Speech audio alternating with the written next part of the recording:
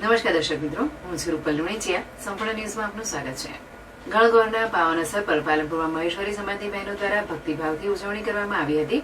મહિલાઓએ પરંપરાગત વેશભૂષામાં એકત્રિત થઈ ભગવાન શિવ અને માતા ગૌરીની પૂજા અર્ચના કરી સુખ સમૃદ્ધિ અને પરિવારના કલ્યાણ માટે પ્રાર્થના કરી હતી. આ પ્રસંગે શહેરમાં નાચગાન અને લોક પરંપરાગત કાર્યક્રમો સાથે આનંદમય માહોલ સર્જાયો હતો. બહેનો દ્વારા ગણગૌર માતાની આરતી અને ગીતો ગાઈ તહેવારને ઉત્સાહભેર મનાવવામાં આવ્યો હતો. સમગ્ર કાર્યક્રમ દરમિયાન ભક્તિ અને પરંપરાનો સુમેળ જોવા મળ્યો હતો. ગણગૌર પર્વ ધામધૂમથી ઉજવાયો હતો. જય મહેશ. ધૂળેટીના બીજા દિવસે અમે જે આપણી હોળી પ્રગટાવીએ છીએ એની રાખમાંથી મુઠિયા લઈ અને અમે આ ગણગૌર મહોત્સવની તૈયારી ચાલુ કરીએ છીએ.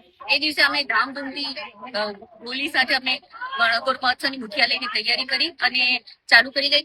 ચોથ, આઠમ, દસમ અને ગણગૌરના દિવસે અમારે આવી રીતે બેડલા નીકળે છે. એ દિવસે અમે ઈશ્વર ભગવાન, ગૌર ભગવાન અને શિવ પાર્વતીના લગ્ન કરાવીએ છીએ. આખું જેમ આપણે દીકરીને પરણાવતા હોઈએ એવી રીતે અમે લોકો એમની વિનાયક, ગણેશ સ્થાપના, બધું રાસ ગરબા આવી રીતે બધું અમે લોકો આવી રીતે કરતા હોઈએ છીએ. અને આ તહેવારની ઉજવણી મહેશ્વરી મહિલા મંડળો દ્વારા દર સાલે ખૂબ ધૂમધામથી કરવામાં આવે છે.